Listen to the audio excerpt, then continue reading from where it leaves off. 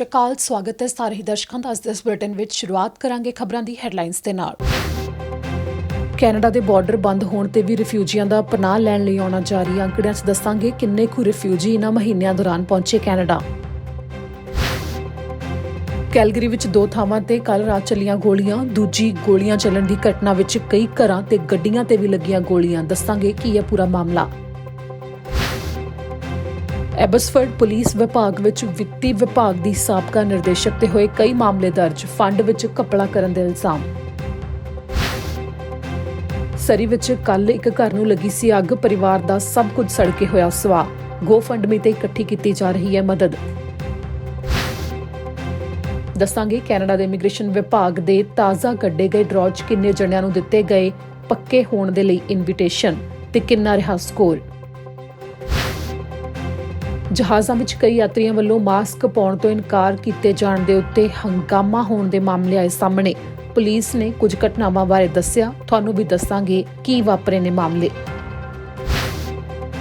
ਸਰੀ ਵਿੱਚ ਚੀਨ ਦੀ ਨਾਗਰਿਕ ਔਰਤ ਦੀ ਹੋਈ ਮੌਤ। ਪੁਲਿਸ ਨੇ ਮੌਤ ਦੇ ਮਾਮਲੇ ਨੂੰ ਆਮ ਨਾ ਦੱਸਦੇ ਹੋਏ ਮੰਗਿਆ ਜਾਂਚ ਲਈ ਸਹਿਯੋਗ। ਦੱਸਾਂਗੇ ਕੈਨੇਡਾ ਭਰ ਵਿੱਚ ਕੋਵਿਡ-19 ਨਾਲ ਸੰਬੰਧਿਤ ਕਿੰਨੇ ਹੋ ਚੁੱਕੇ ਨੇ ਅੰਕੜੇ ਤੇ ਹਰ ਸੂਬੇ ਤੋਂ ਕੀ ਨੇ ਹਾਲਾਤ। ਇਸ ਤਰ੍ਹਾਂ ਹੁਣ ਬੁਲੇਟਿਨ ਦੀ ਸ਼ੁਰੂਆਤ ਕਰਦੇ ਹਾਂ। ਸਭ ਤੋਂ ਪਹਿਲਾਂ ਉਹ ਰਿਪੋਰਟ ਦੇ ਬਾਰੇ ਗੱਲ ਕਰਾਂਗੇ ਜੋ ਰਿਫਿਊਜੀ ਆਉਂਦੇ ਨੇ ਤੇ ਪਨਾਹ ਲੈਂਦੇ ਨੇ ਕੈਨੇਡਾ ਦੇ ਵਿੱਚ, ਉਹਨਾਂ ਦੇ ਬਾਰੇ ਕੁਝ ਅੰਕੜੇ ਤਾਜ਼ਾ ਜਾਰੀ ਕੀਤੇ ਗਏ ਨੇ। ਇੱਥੇ ਜ਼ਿਕਰ ਖਾਸ ਹੈ ਕਿ ਸਭ ਤੋਂ ਜ਼ਿਆਦਾ ਜੋ ਰਿਫਿਊਜੀ ਨੇ ਉਹ ਕਿਊਬੈਕ ਦੇ ਵਿੱਚ ਹੀ ਆਉਂਦੇ ਨੇ ਤੇ ਕਿਊਬੈਕ ਵਿੱਚ ਕੋਵਿਡ-19 ਦੇ ਕਰਕੇ ਜਿਹੜੇ ਮਰੀਜ਼ਾਂ ਦੀ ਗਿਣਤੀ ਹੈ ਉਹ ਬਹੁਤ ਜ਼ਿਆਦਾ ਹੈ ਤੇ ਮੌਤਾਂ ਦੀ ਗਿਣਤੀ ਵੀ ਬਹੁਤ ਜ਼ਿਆਦਾ ਹੈ, ਜਿੱਥੇ ਕਿ ਹੈਲਥ ਕੇਅਰ ਦੇ ਵਿੱਚ ਖਾਸ ਤੌਰ ਦੇ ਉੱਤੇ ਜਿਹੜੇ ਕੇਅਰ ਹੋਮ ਨੇ ਬਜ਼ੁਰਗਾਂ ਦੇ, ਉੱਥੇ ਕਾਮਿਆਂ ਦੀ ਬਹੁਤ ਜ਼ਿਆਦਾ ਘਾਟ ਪਈ। ਤਾਂ ਇਸ ਦੌਰਾਨ ਰਿਫਿਊਜੀਆਂ ਦੇ ਵੱਲੋਂ ਕਾਫੀ ਗਿਣਤੀ ਦੇ ਵਿੱਚ ਉੱਥੇ ਕੰਮ ਕੀਤਾ ਗਿਆ। ਇੰਨਾ ਹੀ ਨਹੀਂ, ਸਗੋਂ ਰਿਫਿਊਜੀਆਂ ਦੇ ਵੱਲੋਂ ਆਪਣੀ ਜ਼ਿੰਦਗੀ ਨੂੰ ਖਤਰੇ ਦੇ ਵਿੱਚ ਵੀ ਪਾਇਆ ਗਿਆ, ਕਿਉਂਕਿ ਉਹਦਾਂ ਵਿੱਚ ਕਈ ਜ਼ਿਆਦਾ ਕੋਵਿਡ-19 ਦੇ ਮਾਮਲੇ ਵੀ ਸਾਹਮਣੇ ਆ ਗਏ। ਪਰ ਫਿਰ ਵੀ ਉਹਨਾਂ ਨੇ ਕੰਮ ਕੀਤਾ ਤੇ ਨਾਲ ਹੀ ਹੋਰ ਵੀ ਬਹੁਤ ਸਾਰੇ ਨੇ ਜਿਨ੍ਹਾਂ ਦੇ ਵੱਲੋਂ ਅਜਿਹੇ ਵਿੱਚ ਲਗਾਤਾਰ ਕੰਮ ਕੀਤਾ ਜਾ ਰਿਹਾ ਹੈ ਤੇ ਕਾਫੀ ਜ਼ਿਆਦਾ ਖਤਰੇ ਵਿੱਚ ਪਾ ਕੇ ਆਪਣੀ ਜ਼ਿੰਦਗੀ ਨੂੰ ਲਗਾਤਾਰ ਉਹ ਸੇਵਾ ਭਾਵਨਾ ਦੇ ਨਾਲ ਲੱਗੇ ਹੋਏ ਨੇ। ਇੱਥੇ ਤੁਹਾਨੂੰ ਦੱਸ ਦਈਏ ਕਿ ਇਹੋ ਕਾਰਨ ਹੈ ਕਿ ਉਹਨਾਂ ਰਿਫਿਊਜੀਆਂ ਨੂੰ ਪਛਾਣਦੇ ਹੋਏ ਜੋ ਹੈਲਥ ਕੇਅਰ ਦੇ ਵਿੱਚ ਇਸ ਦੌਰਾਨ ਵੀ ਕੰਮ ਕਰ ਰਹੇ ਸਨ, ਉਹਨਾਂ ਦੀ ਕਦਰ ਕਰਦੇ ਹੋਏ ਕਿਊਬੈਕ ਸਰਕਾਰ ਤੇ ਫੈਡਰਲ ਸਰਕਾਰ ਇੱਕ ਪ੍ਰੋਗਰਾਮ ਲਿਆਉਣ ਦੇ ਤਿਆਰੀ ਕਰ ਰਹੀ ਹੈ, ਜਿਸ ਦੇ ਵਿੱਚ ਅਜਿਹੇ ਰਿਫਿਊਜੀ ਨੇ ਜਿਨ੍ਹਾਂ ਨੇ ਕੋਵਿਡ-19 ਦੌਰਾਨ ਅਸੈਂਸ਼ੀਅਲ ਵਰਕਰਸ ਦੇ ਵਿੱਚ ਖਾਸ ਤੌਰ ਤੇ ਹੈਲਥ ਕੇਅਰ ਸਿਸਟਮ ਦੇ ਵਿੱਚ ਕੰਮ ਕੀਤਾ ਹੈ, ਉਹਨਾਂ ਨੂੰ ਪੱਕੇ ਕਰ ਦਿੱਤਾ ਜਾਵੇਗਾ। ਪਰ ਹੁਣ ਗੱਲ ਕਰਾਂਗੇ ਕਿ ਮਈ ਤੇ ਅਪ੍ਰੈਲ ਮਹੀਨੇ ਰਿਫਿਊਜੀ ਨੇ ਜਿਹੜੇ ਤਾਂ ਗੈਰ ਕਾਨੂੰਨੀ ਤਰੀਕੇ ਦੇ ਨਾਲ ਕਈ ਅਜਿਹੇ ਬਾਰਡਰਸ ਤੋਂ, ਅਮਰੀਕਾ ਤੋਂ ਜਦੋਂ ਕੈਨੇਡਾ ਆਉਂਦੇ ਨੇ ਜਾਂ ਫਿਰ ਮੈਕਸੀਕੋ ਤੋਂ ਆਉਂਦੇ ਨੇ, ਤਾਂ ਕਈ ਅਜਿਹੀਆਂ ਥਾਵਾਂ ਤੋਂ ਅੰਦਰ ਆ ਜਾਂਦੇ ਨੇ ਕੈਨੇਡਾ ਦੇ ਕਿ ਪਤਾ ਨਹੀਂ ਲੱਗਦਾ ਕਿਸੇ ਨੂੰ, ਪੁਲਿਸ ਅਧਿਕਾਰੀਆਂ ਨੂੰ ਵੀ ਨਹੀਂ ਪਤਾ ਲੱਗਦਾ। ਤਾਂ ਉਸ ਵਿੱਚ ਉਹਨਾਂ ਦੀ ਗਿਣਤੀ ਨਹੀਂ ਹੈ, ਕਿਉਂਕਿ ਉਹ ਕਈ ਵਾਰ ਪਨਾਹ ਦੀ ਮੰਗ ਕਰਦੇ ਹੀ ਨਹੀਂ, ਲੰਮਾ ਚਿਰ ਲਾ ਦਿੰਦੇ ਨੇ ਤੇ ਕਈ ਵਾਰ ਉਹਨਾਂ ਦੇ ਵੱਲੋਂ ਪਨਾਹ ਦੀ ਮੰਗ ਕਰ ਲਈ ਜਾਂਦੀ ਹੈ। ਉਹਨਾਂ ਦੇ ਵਿੱਚ ਵੀ ਕਿੰਨਿਆਂ ਕੁ ਦੇ ਵੱਲੋਂ ਇਹਨਾਂ 2 ਮਹੀਨਿਆਂ ਦੌਰਾਨ ਪਨਾਹ ਮੰਗੀ ਗਈ ਉਹ ਵੀ ਤੁਹਾਨੂੰ ਦੱਸਾਂਗੇ। ਤੇ ਸਭ ਤੋਂ ਪਹਿਲਾਂ ਦੱਸ ਦਈਏ ਕਿ ਮਈ ਮਹੀਨੇ ਦੇ ਬਾਰੇ ਜਿਹੜੀ ਜਾਣਕਾਰੀ ਦਿੱਤੀ ਗਈ ਹੈ, ਜਦੋਂ ਬਾਰਡਰ ਪੂਰੀ ਤਰ੍ਹਾਂ ਬੰਦ ਸਨ ਤਾਂ ਪੁਲਿਸ ਅਧਿਕਾਰੀਆਂ ਨੇ 21 ਰਿਫਿਊਜੀਆਂ ਨੂੰ ਬਾਰਡਰ ਤੋਂ ਕਾਬੂ ਕੀਤਾ ਹੈ, ਜੋ ਕਿ ਅਮਰੀਕਾ ਤੋਂ ਬਾਰਡਰ ਪਾਰ ਕਰਕੇ ਕੈਨੇਡਾ ਵਿੱਚ ਗੈਰ ਕਾਨੂੰਨੀ ਤਰੀਕੇ ਦੇ ਨਾਲ ਆਉਣ ਦੀ ਕੋਸ਼ਿਸ਼ ਕਰ ਰਹੇ ਸਨ। ਤੇ ਜਿਹੜੇ ਵੀ ਪਨਾਹ ਲੈਣ ਦੀ ਕੋਸ਼ਿਸ਼ ਕਰਦੇ ਨੇ, ਜੇਕਰ ਉਹਨਾਂ ਦੇ ਕੋਲ ਤੱਥ ਹੁੰਦੇ ਨੇ ਕਿ ਇੱਕ ਕਾਰਨ ਹੁੰਦਾ ਠੋਸ ਕਿ ਕਿਉਂ ਉਹ ਆ ਰਹੇ ਨੇ, ਤਾਂ ਉਸ ਤੋਂ ਬਾਅਦ ਕੋਵਿਡ-19 ਦੇ ਦੌਰਾਨ ਜਿਹੜਾ ਕਾਨੂੰਨ ਬਣਿਆ ਉਸ ਮੁਤਾਬਕ ਉਹਨਾਂ ਨੂੰ ਸਕਰੀਨਿੰਗ ਦੇ ਵਾਸਤੇ ਰੱਖਿਆ ਜਾਂਦਾ ਤੇ 14 ਦਿਨ ਦੇ ਵਾਸਤੇ ਵੱਖਰੇ ਰੱਖਿਆ ਜਾਂਦਾ ਤੇ ਫਿਰ ਉਹਨਾਂ ਦੀ ਪ੍ਰਕਿਰਿਆ ਸ਼ੁਰੂ ਹੁੰਦੀ ਹੈ। ਉੱਥੇ ਹੀ ਦੂਜੇ ਪਾਸੇ ਜਿਨ੍ਹਾਂ ਦੇ ਕੋਲ ਕੋਈ ਠੋਸ ਕਾਰਨ ਨਹੀਂ ਹੁੰਦਾ ਕਿ ਉਹ ਗੈਰ ਕਾਨੂੰਨੀ ਤਰੀਕੇ ਦੇ ਨਾਲ ਬਾਰਡਰ ਪਾਰ ਕਰਕੇ ਕਿਉਂ ਆਏ ਨੇ, ਉਹਨਾਂ ਨੂੰ ਵਾਪਸ ਵੀ ਮੋੜ ਦਿੱਤਾ ਜਾਂਦਾ ਹੈ। ਤੇ ਮਈ ਮਹੀਨੇ ਪੁਲਿਸ ਨੇ 21 ਵਿਅਕਤੀ ਕਾਬੂ ਕੀਤੇ ਨੇ। ਤਾਂ ਅਪ੍ਰੈਲ ਮਹੀਨੇ ਜਦੋਂ ਪੂਰੀ ਤਰ੍ਹਾਂ ਬਾਰਡਰ ਬੰਦ ਸਨ, ਕੋਈ ਵੀ ਰਾਹਤ ਨਹੀਂ ਸੀ ਦਿੱਤੀ ਜਾ ਰਹੀ, ਤਾਂ ਉਸ ਮਹੀਨੇ ਵੀ ਰਿਫਿਊਜੀਆਂ ਦਾ ਆਉਣਾ ਵੀ ਜਾਰੀ ਸੀ ਤੇ 6 ਰਿਫਿਊਜੀ ਪੁਲਿਸ ਦੇ ਵੱਲੋਂ ਕਾਬੂ ਕਰਨ ਦੀ ਗੱਲ ਇਸ ਮੌਕੇ ਜਾਣਕਾਰੀ 'ਚ ਸਾਹਮਣੇ ਆਈ ਹੈ। ਪਰ ਇਹਨਾਂ 2 ਮਹੀਨਿਆਂ ਦੇ ਦੌਰਾਨ ਸੈਂਕੜੇ ਤੋਂ ਵੱਧ ਰਿਫਿਊਜੀਆਂ ਦੇ ਵੱਲੋਂ ਪਨਾਹ ਦੇ ਵਾਸਤੇ ਵੀ ਪ੍ਰਕਿਰਿਆ ਸ਼ੁਰੂ ਕੀਤੀ ਗਈ ਹੈ ਕਿ ਕੈਨੇਡਾ ਸਰਕਾਰ ਤੋਂ ਇਹਨਾਂ ਨੇ ਪਨਾਹ ਮੰਗੀ ਹੈ। ਇਮੀਗ੍ਰੇਸ਼ਨ, ਰਿਫਿਊਜੀਜ਼ ਤੇ ਸਿਟੀਜ਼ਨਸ਼ਿਪ ਕੈਨੇਡਾ ਵਿਭਾਗ ਦੇ ਵੱਲੋਂ ਜਾਰੀ ਅੰਕੜਿਆਂ ਮੁਤਾਬਕ ਕੁੱਲ ਕੈਨੇਡਾ ਦੇ ਵਿੱਚ ਮਈ ਮਹੀਨੇ 2020 ਦੌਰਾਨ 1390 ਵਿਅਕਤੀਆਂ ਨੇ ਪਨਾਹ ਦੇ ਵਾਸਤੇ ਪ੍ਰਕਿਰਿਆ ਸ਼ੁਰੂ ਕੀਤੀ ਹੈ ਕਿ ਕੈਨੇਡਾ ਤੋਂ ਪਨਾਹ ਮੰਗੀ ਹੈ। ਤੇ ਅਪ੍ਰੈਲ ਮਹੀਨੇ 1570 ਜੋ ਰਿਫਿਊਜੀ ਸਨ ਉਹਨਾਂ ਨੇ ਪਨਾਹ ਦੀ ਮੰਗ ਕੀਤੀ ਹੈ। ਕੈਨੇਡਾ ਤੇ ਅਮਰੀਕਾ ਦਾ ਬਾਰਡਰ ਪਾਰ ਕਰਨ ਦੇ ਬਾਰੇ ਜੋ ਗੈਰ ਕਾਨੂੰਨੀ ਤਰੀਕੇ ਦੇ ਨਾਲ ਕੈਨੇਡਾ ਵਿੱਚ ਰਿਫਿਊਜੀ ਆਉਂਦੇ ਨੇ ਉਹਨਾਂ ਦੀ ਗਿਣਤੀ ਸਾਲ 2017 ਤੱਕ ਦੱਸੀ ਗਈ ਹੈ ਕਿ 67,000 ਵਿਅਕਤੀ ਨੇ ਜੋ ਕੈਨੇਡਾ ਵਿੱਚ ਗੈਰ ਕਾਨੂੰਨੀ ਤਰੀਕੇ ਦੇ ਨਾਲ ਬਾਰਡਰ ਪਾਰ ਕਰਕੇ ਆ ਚੁੱਕੇ ਨੇ। ਤਾਂ ਉਧਰ ਰਿਫਿਊਜੀਆਂ ਦੇ ਲਈ ਹੁਣ ਪੱਕੇ ਕਰਨ ਦੇ ਬਾਰੇ ਪ੍ਰੋਗਰਾਮ ਦੀ ਗੱਲ ਤਾਂ ਕੀਤੀ ਜਾ ਰਹੀ ਹੈ, ਪਰ ਹਜੇ ਇਸ ਦੇ ਬਾਰੇ ਕੋਈ ਵਿਸਥਾਰ 'ਚ ਜਾਣਕਾਰੀ ਸਾਹਮਣੇ ਨਹੀਂ ਆਈ ਕਿ ਆਖਿਰ ਇਹ ਪ੍ਰੋਗਰਾਮ ਕਦੋਂ ਆਵੇਗਾ ਤੇ ਕਿਸ ਤਰ੍ਹਾਂ ਲਾਗੂ ਹੋਵੇਗਾ। ਅਗਲੀ ਖਬਰ ਹੈ ਕੈਲਗਰੀ ਤੋਂ, ਜਿੱਥੇ ਕਿ 2 ਥਾਵਾਂ ਤੇ ਗੋਲੀਆਂ ਚੱਲਣ ਦੇ ਮਾਮਲੇ ਸਾਹਮਣੇ ਆਏ ਨੇ। ਜਦੋਂ ਗੋਲੀਆਂ ਚੱਲਣ ਦੀ ਦੂਜੀ ਘਟਨਾ ਵਾਪਰੀ ਹੈ ਤਾਂ ਉਸ ਦੇ ਵਿੱਚ ਕਾਫੀ ਜ਼ਿਆਦਾ ਦੋ ਧਿਰਾਂ ਦੇ ਵੱਲੋਂ ਇੱਕ ਦੂਜੇ ਤੇ ਗੋਲੀਆਂ ਚਲਾਈਆਂ ਗਈਆਂ ਨੇ, ਜਿਸ 'ਚ ਗੱਡੀਆਂ 'ਚ ਵੀ ਗੋਲੀਆਂ ਲੱਗੀਆਂ ਤੇ ਕੁਝ ਘਰਾਂ ਦੇ ਵਿੱਚ ਵੀ ਗੋਲੀਆਂ ਲੱਗਣ ਦੇ ਨਿਸ਼ਾਨ ਮਿਲੇ ਨੇ। ਕੈਲਗਰੀ ਵਿੱਚ ਕੱਲ੍ਹ ਰਾਤ 2 ਥਾਵਾਂ ਦੇ ਉੱਤੇ ਗੋਲੀਆਂ ਚੱਲੀਆਂ ਨੇ। ਵੱਖੋ ਵੱਖਰੇ ਭਾਈਚਾਰੇ ਕੈਂਬਰੀਅਨ ਹਾਈਟਸ ਤੇ ਐਲਟਾਡੋਰ ਦੇ ਵਿੱਚ ਗੋਲੀਆਂ ਚੱਲਣ ਦੀ ਖਬਰ ਪੁਲਿਸ ਦੇ ਵੱਲੋਂ ਦਿੱਤੀ ਗਈ ਹੈ। ਪੁਲਿਸ ਅਧਿਕਾਰੀਆਂ ਨੇ ਜਾਣਕਾਰੀ ਦਿੱਤੀ ਕਿ ਪਹਿਲਾਂ ਉਹਨਾਂ ਨੂੰ 200 ਬਲਾਕ ਕਾਰਡਿਫ ਡਰਾਈਵ ਨਾਰਥ ਵੈਸਟ ਦੇ ਉੱਤੇ ਰਾਤੀ 10 ਵਜੇ ਦੇ ਕਰੀਬ ਬੁਲਾਇਆ ਗਿਆ, ਜਿੱਥੇ ਕਿ ਉਹਨਾਂ ਨੂੰ ਖਬਰ ਮਿਲੀ ਸੀ ਕਿ ਗੋਲੀਆਂ ਚੱਲੀਆਂ ਨੇ ਤੇ ਕੁਝ ਦੇਰ ਬਾਅਦ ਪੁਲਿਸ ਨੇ ਕਿਹਾ ਕਿ ਇੱਕ ਵਿਅਕਤੀ ਪੀਟਰ ਲੋਹਿਡ ਸੈਂਟਰ ਦੇ ਵਿੱਚ ਆਪਣੇ ਆਪ ਪਹੁੰਚ ਗਿਆ, ਜਿਸ ਦੇ ਕਿ ਗੋਲੀ ਲੱਗਣ ਦੇ ਜ਼ਖਮ ਸਨ, ਪਰ ਉਸ ਦੀ ਹਾਲਤ ਖਤਰੇ ਤੋਂ ਬਾਹਰ ਹੈ, ਜਿਸ ਦੇ ਬਾਰੇ ਪੁਲਿਸ ਦੇ ਵੱਲੋਂ ਜਾਂਚ ਕੀਤੀ ਜਾ ਰਹੀ ਹੈ। ਅਧਿਕਾਰੀਆਂ ਨੇ ਕਿਹਾ ਕਿ ਉੱਥੇ ਗੋਲੀਆਂ ਚੱਲਣ ਦੇ ਮਾਮਲੇ ਦੀ ਉਹ ਜਾਂਚ ਹੀ ਕਰ ਰਹੇ ਸੀ ਤੇ ਉਸੇ ਸਮੇਂ ਜਦੋਂ ਪੁਲਿਸ ਜਾਂਚ ਕਰ ਰਹੀ ਸੀ ਤਾਂ ਉਹਨਾਂ ਨੂੰ ਖਬਰ ਮਿਲੀ ਕਿ 90 ਕੁ ਮਿੰਟ ਬਾਅਦ ਰਾਤੀ 12:30 ਵਜੇ ਦੇ ਕਰੀਬ ਫਿਰ ਤੋਂ ਗੋਲੀਆਂ ਚੱਲੀਆਂ ਨੇ, ਜਿਸ ਦੇ ਬਾਰੇ ਅਧਿਕਾਰੀਆਂ ਨੇ ਜਾਣਕਾਰੀ ਦਿੰਦੇ ਹੋਏ ਦੱਸਿਆ ਕਿ 5000 ਬਲਾਕ ਤੇ 21A ਸਟਰੀਟ ਸਾਊਥ ਵੈਸਟ ਦੇ ਉੱਤੇ ਫਿਰ ਉਹਨਾਂ ਨੂੰ ਬੁਲਾਇਆ ਗਿਆ ਸੀ, ਜਿੱਥੇ ਕਿ ਦੂਜੀ ਗੋਲੀਆਂ ਚੱਲਣ ਦੀ ਘਟਨਾ ਵਾਪਰੀ ਤੇ ਉੱਥੇ ਦੋ ਧਿਰਾਂ ਦੇ ਦਰਮਿਆਨ ਗੋਲੀਆਂ ਚੱਲਣ ਦਾ ਖਦਸ਼ਾ ਜਤਾਇਆ ਗਿਆ ਹੈ। ਜਿਸ ਦੌਰਾਨ ਜਦੋਂ ਗੋਲੀਆਂ ਚੱਲੀਆਂ ਤਾਂ ਕਈ ਘਰਾਂ ਦੇ ਵਿੱਚ ਜਾ ਕੇ ਗੋਲੀਆਂ ਲੱਗੀਆਂ ਤੇ ਕੁਝ ਗੱਡੀਆਂ ਦੇ ਵੀ ਗੋਲੀਆਂ ਦੇਖੀਆਂ ਗਈਆਂ। ਇਸ ਤੋਂ ਬਾਅਦ ਇਹ ਵੀ ਜਾਣਕਾਰੀ ਦਿੱਤੀ ਗਈ ਹੈ ਕਿ ਇਸ ਗੋਲੀ ਚੱਲਣ ਦੇ ਘਟਨਾ ਦੇ ਵਿੱਚ ਕਿਸੇ ਦੇ ਵੀ ਜ਼ਖਮੀ ਹੋਣ ਦੀ ਖਬਰ ਨਹੀਂ ਹੈ। ਪੁਲਿਸ ਨੇ ਕਿਹਾ ਕਿ ਇੱਕ ਧਿਰ ਮੌਕੇ ਤੋਂ ਫਰਾਰ ਹੋ ਗਈ ਤੇ ਇਸ ਦੇ ਉੱਤੇ ਹੋਰ ਜ਼ਿਆਦਾ ਜਾਂਚ ਉਹਨਾਂ ਦੇ ਵੱਲੋਂ ਕੀਤੀ ਜਾ ਰਹੀ ਹੈ। ਪੁਲਿਸ ਨੇ ਕਿਹਾ ਕਿ BMW ਦੇ ਵਿੱਚ ਜੋ ਕਾਲੇ ਰੰਗ ਦੀ ਸੀ ਉੱਥੋਂ ਕੁਝ ਵਿਅਕਤੀ ਫਰਾਰ ਹੋਏ ਨੇ। ਪੁਲਿਸ ਨੇ 4032661234 ਦੇ ਉੱਤੇ ਫੋਨ ਕਰਕੇ ਜਾਣਕਾਰੀ ਦੇਣ ਵਾਸਤੇ ਕਿਹਾ ਹੈ ਜੇਕਰ ਕਿਸੇ ਨੂੰ ਵੀ ਇਹਨਾਂ ਮਾਮਲਿਆਂ ਦੇ ਬਾਰੇ ਕੋਈ ਜਾਣਕਾਰੀ ਹੋਵੇ। ਅਗਲੀ ਖਬਰ ਦੇ ਵੱਲ ਰੁਖ ਕਰਦੇ ਹਾਂ, ਜੋ ਕਿ ਐਬਸਫੋਰਡ ਪੁਲਿਸ ਵਿਭਾਗ ਦੇ ਵੱਲੋਂ ਜਾਣਕਾਰੀ ਦਿੱਤੀ ਗਈ ਹੈ ਕਿ ਐਬਸਫੋਰਡ ਪੁਲਿਸ ਵਿਭਾਗ ਦੇ ਵਿੱਚ ਵਿੱਤੀ ਵਿਭਾਗ ਦੀ ਨਿਰਦੇਸ਼ਕ ਜੋ ਸਾਬਕਾ ਨਿਰਦੇਸ਼ਕ ਸੀ ਉਸ ਦੇ ਉੱਤੇ ਕਈ ਮਾਮਲੇ ਦਰਜ ਹੋਏ ਨੇ। ਫੰਡਸ ਨੂੰ ਲੈ ਕੇ ਘੁਟਾਲੇ ਕੀਤੇ ਗਏ ਤੇ ਉਸ ਦੇ ਬਾਰੇ ਜਦੋਂ ਜਾਣਕਾਰੀ ਸਾਹਮਣੇ ਆਈ, ਲਗਾਤਾਰ ਜਾਂਚ ਕੀਤੀ ਜਾ ਰਹੀ ਸੀ ਤਾਂ ਹੁਣ ਮਾਮਲੇ ਦਰਜ ਕੀਤੇ ਗਏ ਤੇ ਅੱਜ ਹੀ ਗ੍ਰਿਫਤਾਰੀ ਵੀ ਹੋਈ ਹੈ। ਐਬਸਫੋਰਡ ਪੁਲਿਸ ਡਿਪਾਰਟਮੈਂਟ ਦੀ ਸਾਬਕਾ ਵਿੱਤੀ ਵਿਭਾਗ ਦੀ ਨਿਰਦੇਸ਼ਕ ਦੇ ਉੱਤੇ ਮਾਮਲੇ ਦਰਜ ਕੀਤੇ ਗਏ ਨੇ। ਇਸ ਸਮੇਂ 61 ਸਾਲ ਦੀ ਹੋ ਚੁੱਕੀ ਸ਼ੈਲੀ ਡੈਲਸ ਮੈਕਕੇਨਸ ਦੇ ਉੱਤੇ ਕਈ ਮਾਮਲੇ ਦਰਜ ਕੀਤੇ ਗਏ ਨੇ, ਜਿਸ ਦੇ ਉੱਤੇ ਭਰੋਸਾ ਤੋੜਨ, $5000 ਤੋਂ ਵੱਧ ਦੀ ਚੋਰੀ ਕਰਨ ਸੰਬੰਧੀ ਮਾਮਲੇ ਦਰਜ ਹੋਏ ਨੇ, ਜਿਨ੍ਹਾਂ ਨੂੰ BC ਪ੍ਰੋਸੀਕਿਊਸ਼ਨ ਸਰਵਿਸ ਨੇ ਦਰਜ ਕੀਤਾ ਹੈ। ਮੈਕਕੇਨਸ ਸਰੀ ਦੀ ਰਹਿਣ ਵਾਲੀ ਹੈ, ਜਿਸ ਨੇ ਅੱਜ ਹੀ ਆਪਣੇ ਆਪ ਨੂੰ ਆਪ ਹੀ ਪੁਲਿਸ ਨੂੰ ਸੌਂਪ ਦਿੱਤਾ ਤੇ federal serious and organised crime financial integrated investigators ਦੇ ਵੱਲੋਂ ਉਸ ਨੂੰ ਗ੍ਰਿਫਤਾਰ ਕੀਤਾ ਗਿਆ, ਜਿਸ ਦੀ ਕਿ ਸਤੰਬਰ 14, 2020 ਨੂੰ ਐਬਸਫੋਰਡ ਪ੍ਰੋਵਿੰਸ਼ੀਅਲ ਕੋਰਟ ਦੇ ਵਿੱਚ ਹੁਣ ਪੇਸ਼ੀ ਹੋਣੀ ਹੈ। ਦਰਅਸਲ ਮੈਕਕੇਨਸ ਨੇ ਐਬਸਫੋਰਡ ਪੁਲਿਸ ਡਿਪਾਰਟਮੈਂਟ ਦੇ ਵਿੱਚ 1999 ਤੋਂ ਲੈ ਕੇ 2016 ਤੱਕ ਵਿੱਤੀ ਵਿਭਾਗ ਦੀ ਨਿਰਦੇਸ਼ਕ ਦੇ ਵਜੋਂ ਕੰਮ ਕੀਤਾ।